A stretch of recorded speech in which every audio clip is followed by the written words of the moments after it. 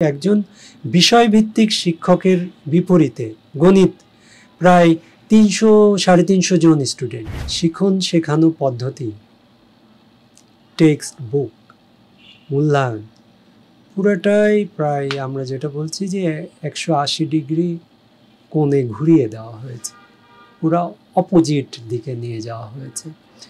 দুনিয়ার কোনো উন্নত রাষ্ট্র মানে শতভাগ শিক্ষা যারা পেয়েছে কিংবা টেকনোলজিক্যালি যারা আমাদের চেয়ে অনেক অ্যাডভান্সড এবং রাষ্ট্র হিসাবে তারা অনেক শক্তিশালী, কোনো রাষ্ট্রই এরকম দুঃসাহস দেখায় না।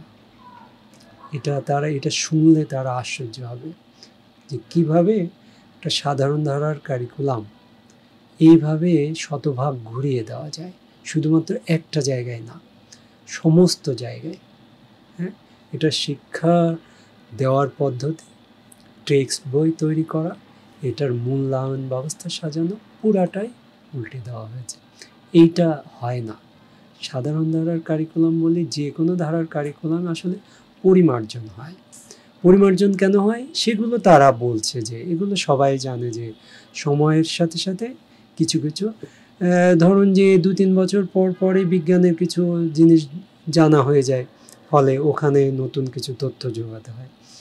তারপরে ইতিহাসের মধ্যেও কোনো অজানা তথ্য আবিষ্কার হয়ে যায় যেগুলো আগে প্রত্নতত্ত্বের জানতাম না, সেগুলো নেসেসারি ইনফরমেশন এখানে যোগ হয়ে যায়। কিন্তু তার বাইরেও টেকনোলজিক্যাল ইনোভেশন, সামাজিক যে ইভ্যালুয়েশন যেগুলো ঘটতে থাকে প্রতিনিয়ত, তার মধ্যেও কিছু চাহিদা চেঞ্জ হতে থাকে মানুষের, সমস্ত কিছু, যার ফলে কিছু করতে হয়। তো সেটা কতটুকু, সেটা আমরা যদি দেখি যে বিভিন্ন দেশের কারিকুলাম, ধরা যাক ব্রিটিশ কারিকুলাম আসলে কোনো ন্যাশনাল কারিকুলামই ছিল না। তারা 1988 সাল কিংবা 1989 সালে প্রথম ন্যাশনাল কারিকুলাম বানিয়েছে। তার আগে কি তারা শিক্ষায় উন্নত দেশ ছিল না? ছিল।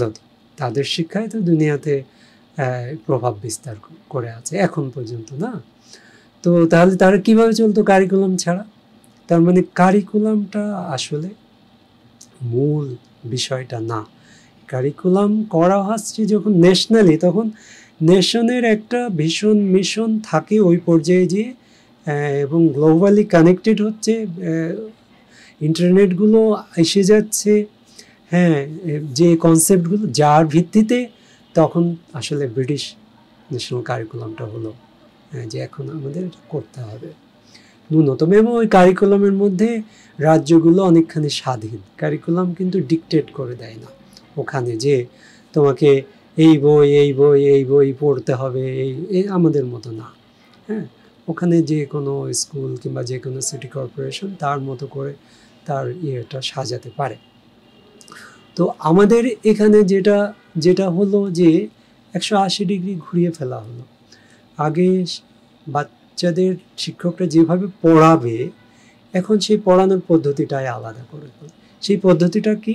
সেই পদ্ধতিটা মূলত কারিগরি ধারার শিখন শেখানো পদ্ধতি, যে প্রথমে আগে তুমি বাইরে চলে যাও, বাইরে যেয়ে দেখো যে কিভাবে মাঠে ঘাটে কিংবা কলে কারখানায় আগে কাজ করছে, ওইটা দেখে আসো। তারপরে তোমরা গ্রুপ ডিসকাশন করো, তোমরা করো, মানে অ্যাসাইনমেন্ট করো, গ্রুপে উপস্থাপন করো। তারপরে সংশ্লিষ্ট টেক্সটটুকু দেখো,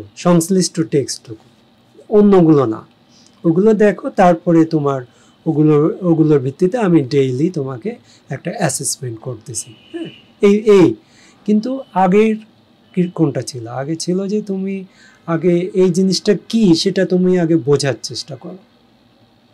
এটা হলো আচ্ছা, এটা বুঝতে পারছো না? তাহলে তোমাকে এই যে উদাহরণ দিয়ে, ছবি দিয়ে এবার বোঝাচ্ছি। তুমি টেক্সটে যতটুকু না বুঝতে পারলে, এবার উদাহরণ এবং ছবি দিয়ে তুমি খানিকটা বুঝতে পারবা।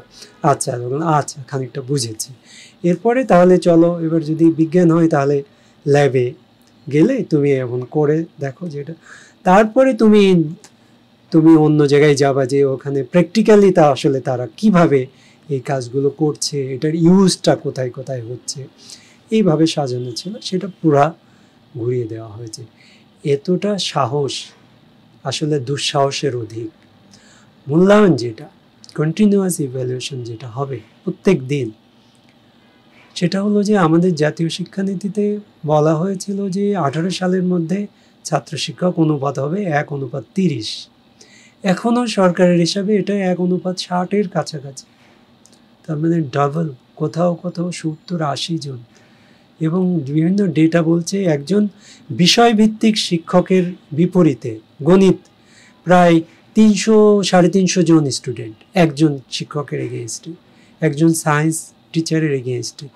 তার মানে এইরকম একটা মানে চরম প্রতিকূল বাস্তবতায় আপনি কন্টিনিউয়াস অ্যাসেসমেন্ট করবেন কেমন করে? সংবাদ, ফিচার ও অনুষ্ঠানের জন্য ভিজিট করুন সংবাদ প্রকাশের ওয়েবসাইট এবং যুক্ত থাকুন ফেসবুক পেজ ও ইউটিউব চ্যানেলের সঙ্গে।